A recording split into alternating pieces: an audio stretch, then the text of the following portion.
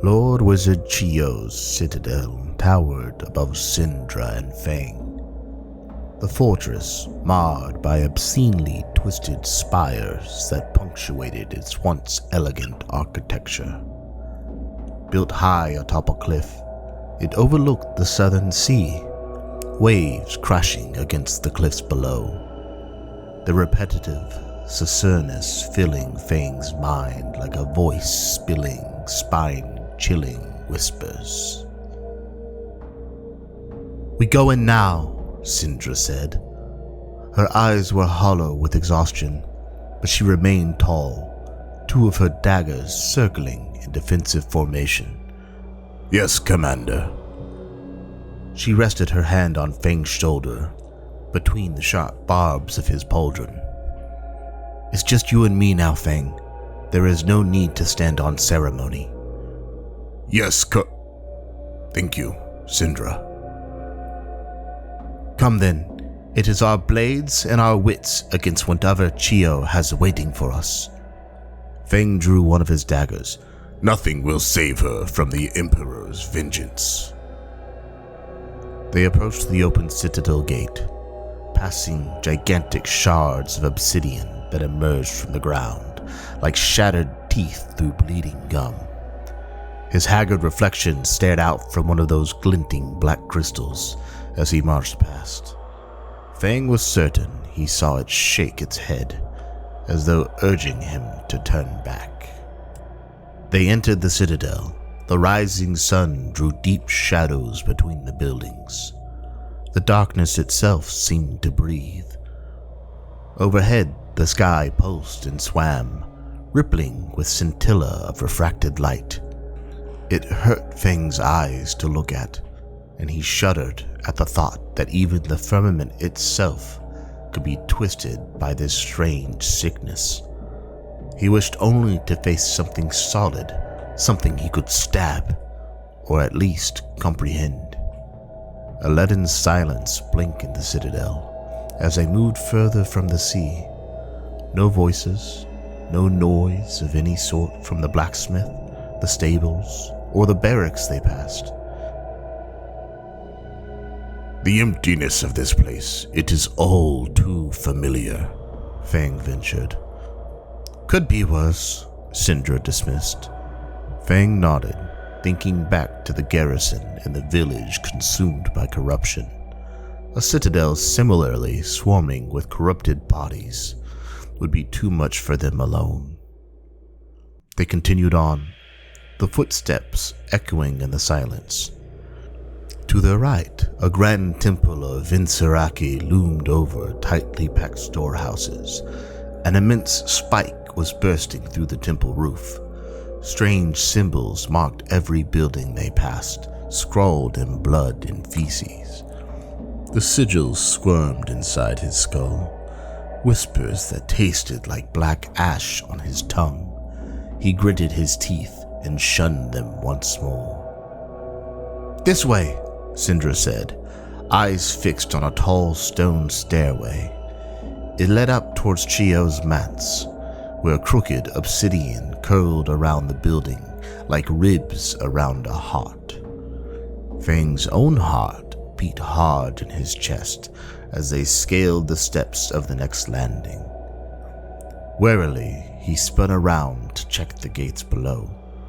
The citadel gates stood open. Then, with a loud creak, they slowly swung closed to their own volition, slamming shut with a booming thud. "Fang!" Syndra cautioned. Fang ignored her. He marched down the stone steps and slammed the pommel of his dagger against the gate's hard wooden surface. "Fang!" Syndra shouted. He stopped and lowered his dagger, chest heaving.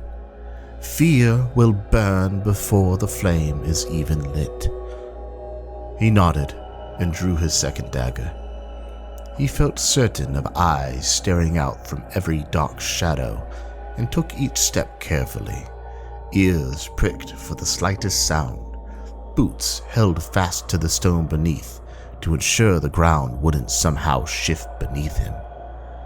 They reached the top landing, arriving in a sprawling garden countryside. Chio's mansion loomed at the far end, past trees, topiaries, and flower gardens, all showing signs of profane change, covered in strange growths, colors bleeding and churning within their vision. "Look," Sindra said, pointing to a plum blossom tree. A face was visible in the trunk, skin striated in the same texture as bark. The face was gaunt, cheekbones sharp, sunken eyes closed. The tree was covered in sickly flower buds ready to bloom. As they stepped closer, the petals unfurled, revealing crazed eyes that looked first at Sindra, then to Fang. Fang staggered back, but Sindra seemed unperturbed. She placed her hand against the trunk and burned the mark of the dragon into the gnarled face, wisps of smoke curling around her fingers. "We should burn this entire garden to ash," Fang grunted.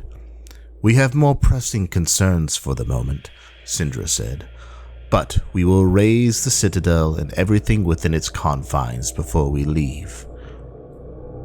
Each tree they passed held the shadow of a person, branches for arms, blossoming flowers for fingers, pale trunks for legs, ankles submerged in the dirt.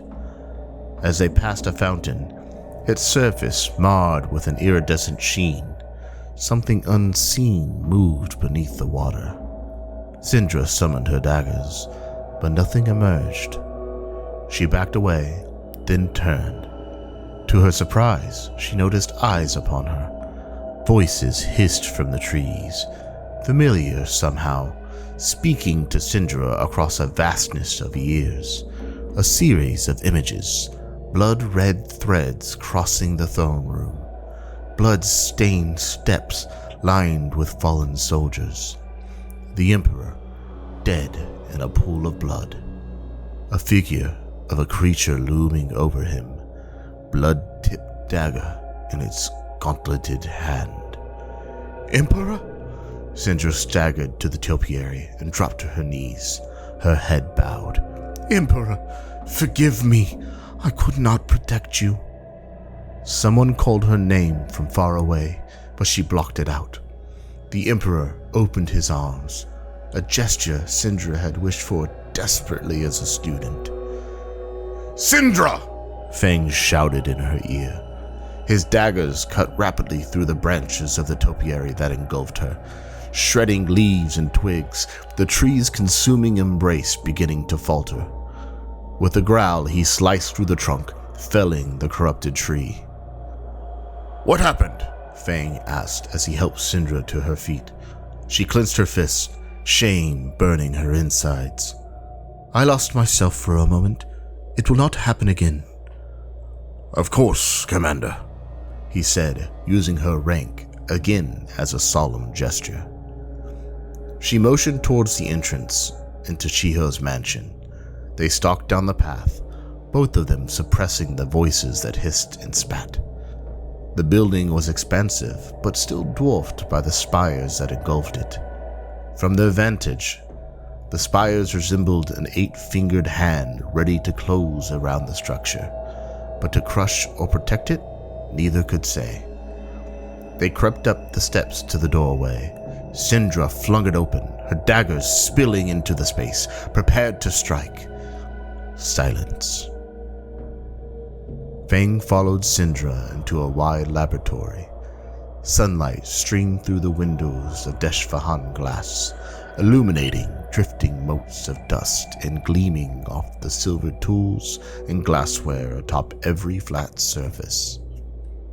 The air was thick, with a mix of alchemical scent, each to insult the nose. At one end stood a row of large tanks with warped shapes floating within. Sindra walked towards them, moving between workbenches and surgical slabs, her investigator's eyes scanning over every strange implement and tool. Fang didn't know what she was searching for, but he followed her carefully, stopping to inspect a mantra scrawled on the wall in large letters. It was surrounded by complicated formulae, many containing the symbols that had plagued Fang since Deshvahan. But these words appeared to have grown in place, written with or by an unnatural fungus, glowing pink and purple, loosing spores into the air. Inoculate yourself with this merciful madness, that you may survive the horrors to come. He had seen too much to believe this merciful madness was anything more than a traitor's lie. "Fang, over here!" Syndra motioned to the last of the chemical tanks, her expression one of intrigue as she stared into the murky green fluid at a tall, bloated figure. Closer now to the row of tanks, Fang could better discern the forms within. Men, women, even children, twisted into foul and dangerous beasts out of a nightmare. Fang approached Syndra, bile rising in his throat at the sight of the things inside the tank. It was still vaguely human, though the body was deformed almost beyond recognition. 4 additional arms emerged from its back and curled limply around its torso, the limbs malformed. All the creature's hands and both of its feet were clawed, and a rash of eyes spread across its torso, open, staring blankly. Only its face retained some small resemblance of the man that was. "General Riku," Fang explained. "So much for our reinforcements." The guilty are condemned by their own action. Syndra turned away from the tank. Chiho must be close. They exited the laboratory and crept through the mansion until they found a wide staircase leading to the upper levels. They ascended, coming to a broad corridor with 2 large doors at the end. "An audience chamber befitting her arrogance," Syndra said, nodding ahead. Fang tightened his grip on the dagger, sheathed at his side. "I will lead the way. Draw her with fire while you flank and incapacitate." Then he remembered himself and who he was talking to. "If that is acceptable to you, Syndra." "Of course." Fang rushed down the corridor, Syndra close behind. He kicked the doors apart and stepped into the chamber, drawing his blades. Both froze at the sight of the tableau before them. The dead Lord Wizard had been made into the centerpiece of macabre artwork. She sat in the middle of her audience chamber, cross-legged with her head in her lap, gaping mouth stuffed with fungus. Fruiting bodies grew from the stump of her neck, their spores spiraling towards the ceiling. She wasn't alone. Chiho sat atop a mound of flesh made from the dismembered bodies of her servants and soldiers. Flesh merged with flesh, delineations lost between bodies, not all of them dead. Faces moaned in pain and fear, jutting limbs reaching and twitching. Massive, membranous wings emerged from Chiho's back, made of stretched and scarred human skin. They spread across the full width of the grand audience chamber, cut deeply with sigils. The giant wings flapped weakly, pulled by long, bright red tendrils. Fang skirted around the corpsework so he could trace the tendrils to their source. The creature sat slumped against a mass of pulsating flesh, head hung low, face hidden behind a vicious bobbed mask. It wore armor of jagged steel plating and a cloak of murderous eyes.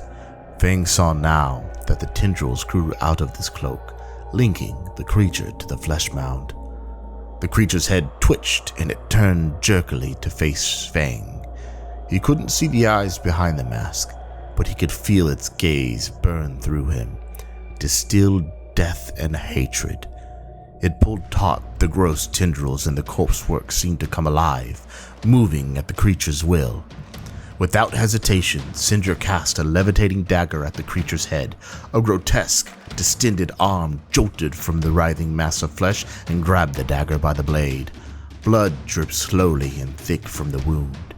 It lashed out with length of flesh-like tail, dead and dying faces within the swollen skin. Syndra leapt over it, and the tail slammed into a support column, shaking the floor. "Cut the veins!" Syndra shouted. She tossed her daggers in rapid sequence, each slicing clean through one tendril before returning to her. "Blade to blood!" Fang yelled, charging up the mound, the malleable flesh sickeningly soft underfoot. Limbs spilled out to kick and grab at Fang. Impervious in his plated armor, he cut through the cords in a rage, while Syndra's daggers fluttered around the chamber, carving through the connections Fang could not reach. A tentacle-like mass rose out of the corpsework. Rib bones pierced through the skin like claws. Syndra didn't see it flicking towards her, busy guiding her daggers across the expansive room. With a roar, Fang leapt from the mound and brought his daggers down on the tentacle to tear it through. The tentacle flopped to the ground, and Syndra turned. "That is why I trust you, Fang. Just do not falter. We are both walking out of here." With a flick of her wrist, she sent 2 daggers carving through the air to sever the final cords. The creature fell limp once more, its armor clattering as the creature seemed to fold in on itself. "I do not like this," Syndra said, surveying the room. Fang nodded. "Now can we burn it?" Syndra raised a dagger and ran the flat of her palm over the blade. "It's like you read my mind." Fang clanged his daggers together, letting the dragon fire ignite them, flames licking hungrily at the steel.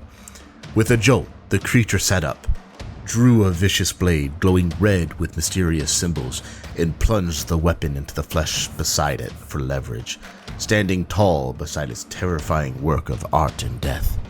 Syndra gathered her daggers, each aflame, hovering near her, their points aimed at the threat. But past the profane corpsework, Fang saw movement in the recesses of the massive room.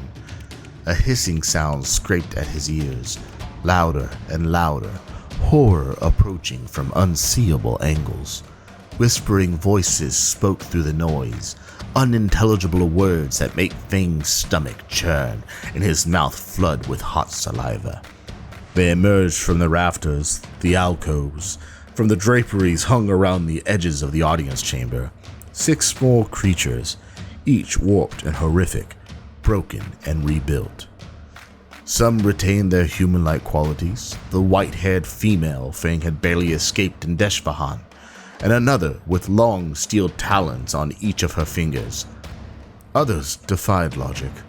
One was a mass of limbs and steel, each of its many hands clasping a deadly sword.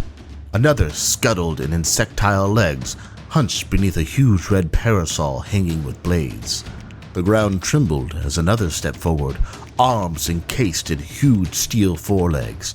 They drew closer. Yamada's killer, the boldest, ducking beneath one of Shiho's broad wings to stand before them. Parasol swaying, blades chiming a demented melody. Realization dawned on them both. Kayat, the raising of Deshvahan, Lord Wizard Shiho. This entire investigation had been designed to lure them to this place. A place beyond retribution, beyond even the spider's sticky web. They heard an explosion that sent a shockwave up to greet them. Shiho's audience chamber looked down over the entire citadel. They looked down through its imposing windows to see huge firestorm engulfing the gates. An army gathered outside, led by mounted wizards resplendent in their courtly robes. Word had reached the southern Drakai and roused them to honor their blood with fealty and fire. "We both walk out of here, Fang," Syndra said. "The dynasty demands it." Her daggers burned and hovered before her, primed to attack. "Kindle your fires." Fang struck his daggers together, dragging blade across blade to hone them. "Sharpen your claws," he growled. They turned to meet their fate, the children of the dragon facing the children of chaos within the twisted apocalypse at the edge of the world.